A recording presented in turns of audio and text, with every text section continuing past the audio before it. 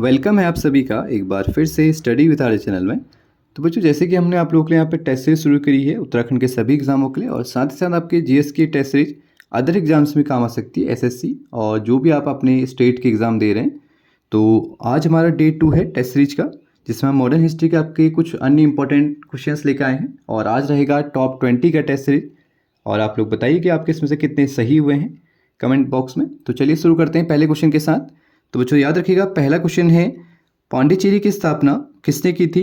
Option A Martin, option B Job Charnock, option C Francis Day और option D इनमें से कोई नहीं।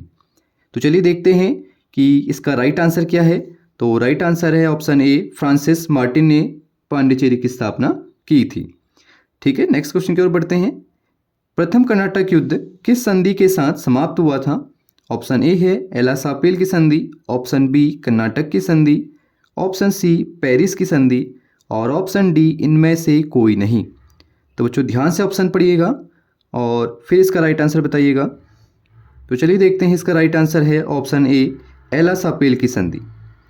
थर्ड क्वेश्चन की ओर बढ़ते हैं। वांडीवास का युद्ध कब हुआ था?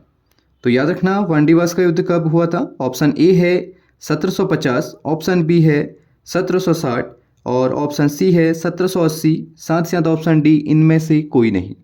ठीक है बच्चों, तो इसके राइट आंसर की ओर बढ़ते हैं, ऑप्शन बी 1760 ही। अगला देखते हैं क्वेश्चन नंबर 4। तृतीय कर्नाटक युद्ध की समाप्ति किस संधि के तहत हुई? तो फिर से वही ऑप्शन देखते हैं, पेरिस की संधि के साथ, पांडिचेरी की संधि के साथ, एलासापेल और ऑप्शन डी इनमें से कोई नहीं। तो इसके राइट आंसर की ओर बढ़ते हैं, ऑप्शन ए पेरिस की संधि के साथ। अब देखिए, इससे पहले हमने आपको बताया था कर्नाटक का जो प्रथम युद्ध है वो आपका एलासापेल की संधि के साथ हुआ है, और साथ साथ आप देखेंगे कर्नाटक का तृतीय युद्ध जो हमने पूछा तो उसमें आप लोग करेंगे पेरिस की संधि के साथ। दोनों संधियाँ इंपॉर्टेंट हो जाती हैं, एलासापेल और पेरिस की संधि। आगे बढ़ते हैं क्वेश्चन नंबर 5 की ओर। वांडीवास की लड़ाई में अंग्रेजों का नेतृत्व किसने किया था? तो याद रखिएगा बच्चों, ऑप्शन ए में है फ्रांसिस मार्टिन, ऑप्शन बी में है आयरकूट, ऑप्शन सी में है गोडेहू और ऑप्शन डी इनमें से कोई नहीं। तो याद रखना, अंग्रेजों का नेतृत्व किया है ऑप्शन बी आयरकूट द्वारा। अगला चलते हैं क्वेश्चन नंबर 6 की तरफ। पांडिचेरी की संधि कब हुई थी? ऑप्शन ए है 1754, ऑप्शन बी है 1755, ऑप्शन सी है 1763 और ऑप्शन डी है इनमें से कोई नहीं। एक बार और ऑप्शन देख लीजिएगा, option A 1754, option B 1755, option C 1763 और ऑप्शन डी इनमें से कोई नहीं। देखिए, इसका राइट आंसर है ऑप्शन बी 1755 में पांडिचेरी की संधि की गई है। आगे देखते हैं अगले क्वेश्चन की ओर। अंग्रेजों ने पांडिचेरी को फ्रांसीसियों से किस वर्ष छीना था? तो इसको आप लोग देख लीजिएगा, ऑप्शन ए में है 1761, ऑप्शन बी में है 1760, ऑप्शन सी में है 1720 और ऑप्शन डी में है इनमें से कोई नहीं। तो चलिए देखते हैं इसका आंसर, ऑप्शन ए है 1761। चलते हैं नेक्स्ट क्वेश्चन की ओर। Question number 8। वह फ्रांसीसी गवर्नर कौन था जिसने पहली बार यूरोपीय सेना को भारतीय व्यय पर नियुक्त किया था? दोबारा क्वेश्चन देख लीजिएगा, वह फ्रांसीसी गवर्नर कौन था जिसने पहली बार यूरोपीय सेना को भारतीय व्यय पर नियुक्त किया था?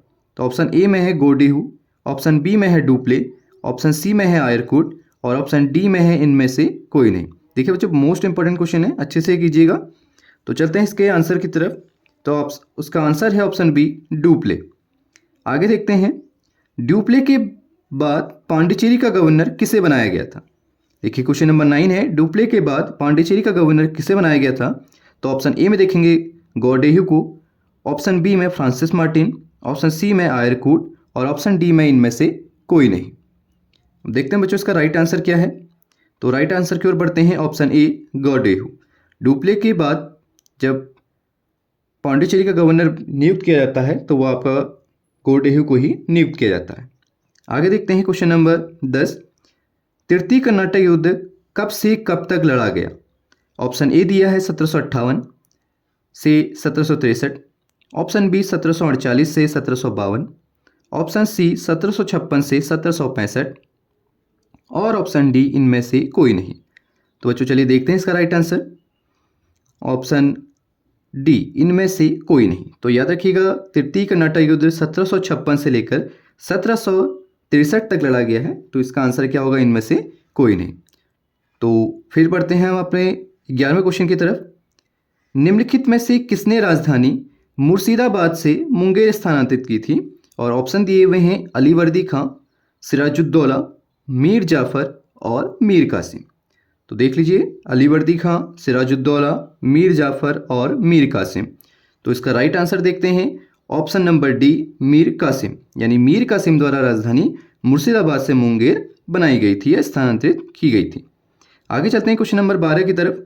सबसे अधिक निर्णायक युद्ध किसने अंग्रेजों के भारत में प्रभुत्व को स्थापित किया था? या सबसे अधिक निर्णायक युद्ध वो कौन सा था कि जिसने अंग्रेजों के भारत में प्रभुत्व को स्थापित किया? तो देखते हैं, ऑप्शन ए में है बक्सर युद्ध, ऑप्शन बी में है प्लासी का युद्ध, ऑप्शन सी में है वांडीवास का युद्ध और ऑप्शन डी में है पानीपत का तृतीय युद्ध। तो याद रखिएगा बच्चों, इसका राइट आंसर है ऑप्शन ए, बक्सर का युद्ध। अब बक्सर के युद्ध के पश्चात ही भारत में अंग्रेजी सत्ता भी स्थापित हो जाती है। याद रखिएगा। अगला क्वेश्चन की ओर देखते हैं।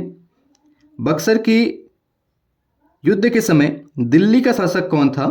तो इसमें आप लोग देखेंगे, ऑप्शन ए है औरंगजेब, ऑप्शन बी है शाह आलम, ऑप्शन सी है बहादुर शाह और ऑप्शन डी है शाह आलम द्वितीय। ठीक है, बहुत अच्छा क्वेश्चन है। बक्सर के युद्ध के समय दिल्ली का शासक कौन था? तो याद रखना ऑप्शन डी, शाह आलम द्वितीय। अगला देखते हैं, बक्सर की लड़ाई के समय बंगाल का नवाब कौन था? बक्सर की लड़ाई के समय बंगाल का नवाब कौन था?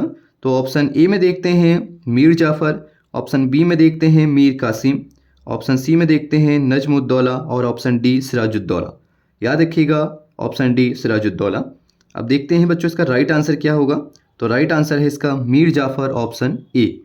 आई होप आपको आज का हमारा लेक्चर अच्छा लग रहा होगा और टेस्ट सीरीज आपको काफ़ी पसंद आ रही होगी। तो अगर आप लोगों को हमारी टेस्ट सीरीज काफ़ी अच्छी लगी तो आप लोग इसे अपने दोस्त के साथ शेयर कीजिएगा और जितने भी आपके ग्रुप्स वगैरह हैं उसमें आप लोग हमारे इस टेस्ट सीरीज को आगे बढ़ाइएगा और अपने सभी दोस्तों के साथ इसको शेयर कीजिएगा। तो चलिए चलते हैं नेक्स्ट क्वेश्चन की तरफ। आपका 15वां क्वेश्चन है, निम्नलिखित में से जिस एक शासक ने ईस्ट इंडिया कंपनी की दीवानी प्रदान की थी वह कौन था? दोबारा सुन लीजिएगा, निम्नलिखित में से जिस एक शासक ने ईस्ट इंडिया कंपनी को दीवानी प्रदान की थी वह कौन था?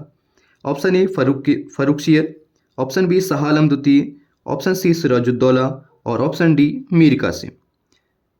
अब देखिए बच्चों, इसका जो राइट आंसर है ऑप्शन बी, शाह आलम द्वितीय। तो याद रखना, शाह आलम द्वितीय ने ईस्ट इंडिया कंपनी को दीवानी प्रदान की थी। ठीक है बच्चों, तो आज करते हैं हम अपना यहाँ पे टेस्ट खत्म। टॉप 15 क्वेश्चन हमने डिस्कस किए हुए और कल हम दोबारा से टॉप 15 क्वेश्चन यहाँ पे डिस्कस करेंगे। तो आई होप आपको आज का लेक्चर अच्छा लगा होगा। ऐसे ही नए टेस्ट सीरीज करने के लिए हमारे साथ जुड़ें स्टडी विद आरजे चैनल पे। Thank you so much. मिलते हैं एक नए लेक्चर के साथ।